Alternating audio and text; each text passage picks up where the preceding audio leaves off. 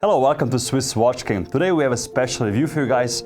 It's probably one of the watches which on social media is talked about the most, and also the prices on the secondary market reflect that. We're going to talk about the Rolex Daytona reference 116500LN. In this case, the white dial, or how it's nicknamed, the panda dial. Panda dial watches are usually chronographs with a white dial and black subdials, as you can see here. When I mention high prices, to give you an idea, the retail price of this particular model is 12,900 Swiss francs. But you can't get it. The waiting list has been long, miles long, years long, since it was launched in Basel 2016. Basically, after the announcement, the watch was almost impossible to get. On the secondary market, if you want to buy this watch and you don't want to wait, be prepared to pay a minimum amount of, let's say, 24,000 US dollars. Which is basically 100% more than the retail prices. Where does the Daytona come from and why was this watch even made? As you might know, in the past, watches were made as tools and not really as luxury objects. The Rolex Daytona was created in 1963 and it's named after the famous beach in Florida, which is in fact Daytona Beach. At the beginning of the 20th century, Daytona Beach was the place to be if you want to set up world records in terms of racing and speed. Rolex decided to create this model to cater to the racing spirit of people, who put their lives in danger back in the days to basically set up world records. So why did they create this watch for racing? It's because this watch is a stopwatch, a so-called chronograph. It's made to measure an elapsed time and also to measure the average speed of a particular distance you want to measure. So how you recognize a chronograph is pretty easy. Usually chronographs, have sub-dials on the dial, which in this instance at 6 o'clock you have the running seconds hand, you have the 30-minute subdial here at 3 o'clock, and you have the 12-hour subdial at 9 o'clock. How do you use them and how do you activate them? You use these pushers on the side of the case. So at 1 o'clock you have the start and stop pusher, and at 4 o'clock you have the reset pusher. And also what's very distinct from other types of watches, in a chronograph you often have a tachymeter scale at the bezel. In this model, Rolex used the new bezel, which is a cerachrom bezel, which is a very durable ceramic from Rolex, which also over time doesn't lose the color because of UV light. When you look at and examine the dial of a Daytona or a Rolex watch in general, you see how well it's made, One can't argue the quality of Rolex watches. You have your beautifully made and polished indexes with Luminova and also Luminova hands. You see the long seconds hand is not moving.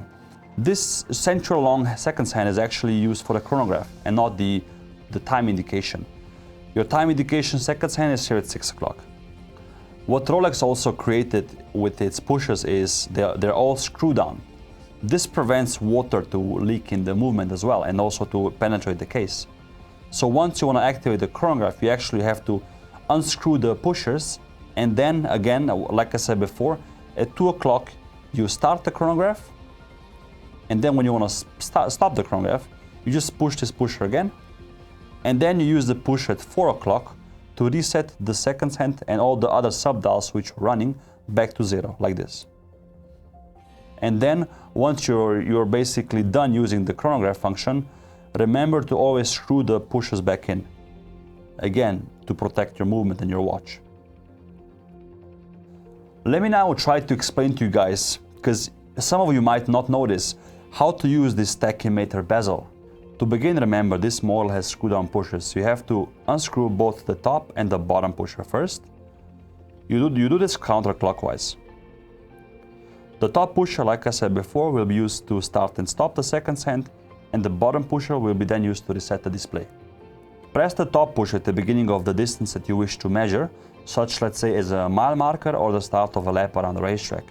This will then activate the chronograph seconds hand, like this. And once the lap is, let's say, finished, or the mile is reached, you press the top pusher again to stop. Let's leave it running a bit, so we have, let's say, a more realistic time here.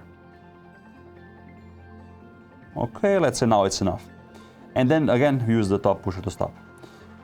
So the average speed can now be read on the bezel. For example, if you wish to calculate your driving speed over the course of a mile, and we stop the seconds hand here now, we have now around an average of 190, let's say, units per hour. This is how you read it. Again, the tachymeter scale is used to calculate the average speed for a particular distance you want to measure. And then when you're finished, you just press the lower pusher at 4 o'clock to reset the watch back to 0. And then again, never forget, with this model, you always have to screw the pushers back in.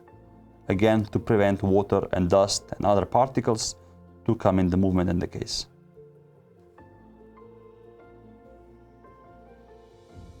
Voila. What the Rolex Daytona also doesn't miss is the specific and very legendary and iconic oyster bracelet here, which has brushed links on the side and the middle part is all polished. You have your beautifully polished and brushed oyster clasp here with the Rolex logo. And when you open it, it's also very cool because this model, like the, let's say, for example, I think the GMT model has this as well, has an adjustable bracelet. I think you can adjust like up to half a link. You push it in and you tuck it in. And now you have, let's say, a slimmer bracelet size. What Rolex is also very known for is their movements. You know, the durability, reliability, and precision of Rolex watches is something not many watch brands, can compare with. Although some can, and I'm gonna review one in the future, which you'll maybe agree with me or disagree. Just a hint, it's a watch brand from Japan.